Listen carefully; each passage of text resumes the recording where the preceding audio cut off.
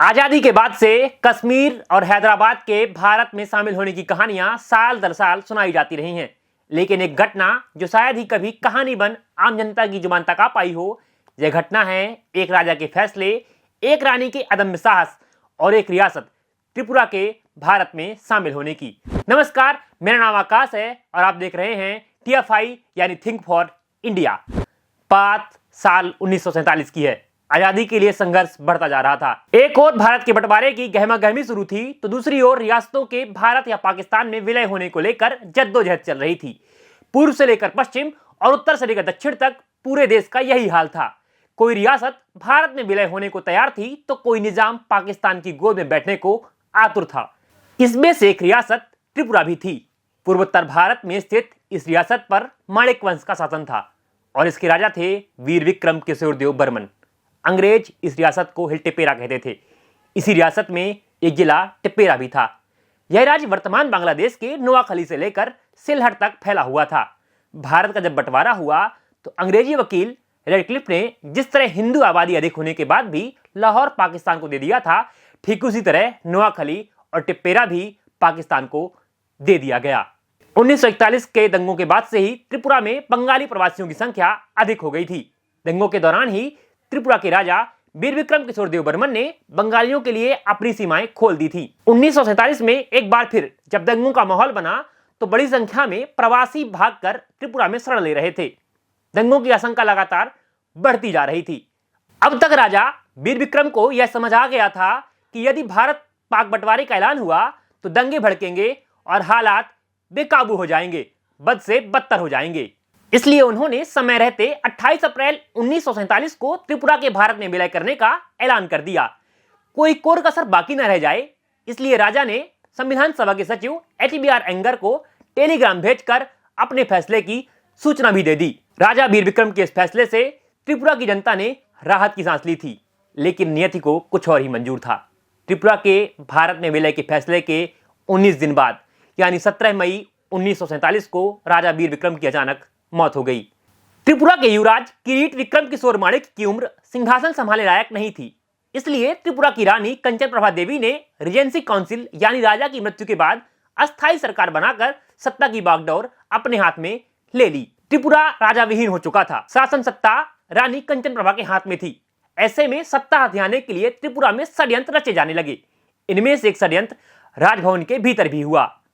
यह षड्यंत्र किया राजा वीर विक्रम के सौतेले भाई दुर्जय किशोर ने। दुर्जय के मन में राजा बनने का ख्वाब पल रहा था। ऐसे में उसने रानी कंचन प्रभा को सत्ता से हटाने के लिए अलगाववादी मोहम्मद अब्दुल बारिक खान से हाथ मिला लिया। बारिक खान को गेदू मियां भी कहा जाता था। बारिक खान यानी गेदू मियां ने मुस्लिम लीग के समर्थन वाली अंजुम-ए-इस्लामिया नामक राजनीतिक पार्टी भी बनाई थी। वह लंबे समय से त्रिपुरा के पाकिस्तान में विलय कराने का प्लानिंग कर रहा था। जब त्रिपुरा की हालत खराब होने लगी तब वह राज्य के पाकिस्तान में विलय करने को लेकर जनमत संग्रह भी कर रहा था। बहरहाल लौटते हैं षड्यंत्र में। दुर्जय किशोर की मंशा राजा बनने की थी और गेदू मियां त्रिपुरा को पाकिस्तान में विलय कराना चाहता था। सीधे शब्दों में कहें तो दुर्जय को लगता था कि त्रिपुरा के पाकिस्तान में विलय के बाद वह राजा बन जाएगा, लेकिन दुर्जय किशोर और गेदू मियां के सपने टूटने थे और टूटे भी। हुआ यह है कि 11 जून 1947 को रानी कंचन प्रभा ने रीजेंसी काउंसिल के तहत प्राप्त अधिकारों के चलते एक सूचना जारी की। इस सूचना में उन्होंने जनता को बताया कि महाराज वीर विक्रम ने मृत्यु से पहले त्रिपुरा रियासत को भारत में विलय करने का फैसला कर चुके थे। यह खबर देश भर में आग की तरह फैल गई। साथ ही एक और खबर फैली।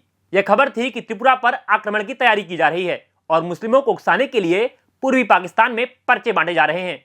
अखबार में भी ऐसी ही खबरें थीं। हालांकि खबरों के बीच अफवाहों का दौर भी शुरू हो चुका था, लेकिन कौन सी खबर सच है और कौन अफवाह, यह तय कर पाना आसान नहीं था।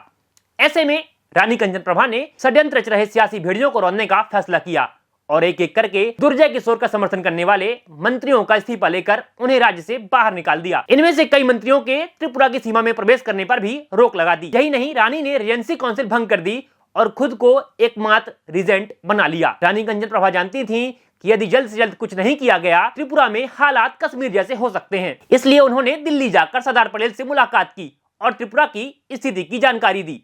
सरदार पटेल ने उन्हें हर संभव सुरक्षा और सैन्य सहायता प्रदान करने का आश्वासन दिया। इसके बाद सरदार पटेल ने असम के राज्यपाल अकबर हैदरी को त्रिपुरा भेजकर हालात नियंत्रित करने के लिए कहा।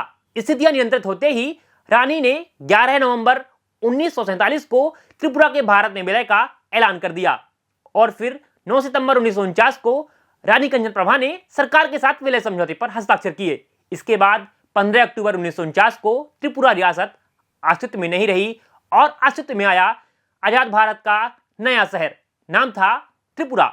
साल 1956 में त्रिपुरा को केंद्र शासित प्रदेश बना दिया गया और फिर 1972 में पूर्ण राज्य का दर्जा मिल गया। तो दुर्जय किशोर और गेदू मियां का क्या हुआ?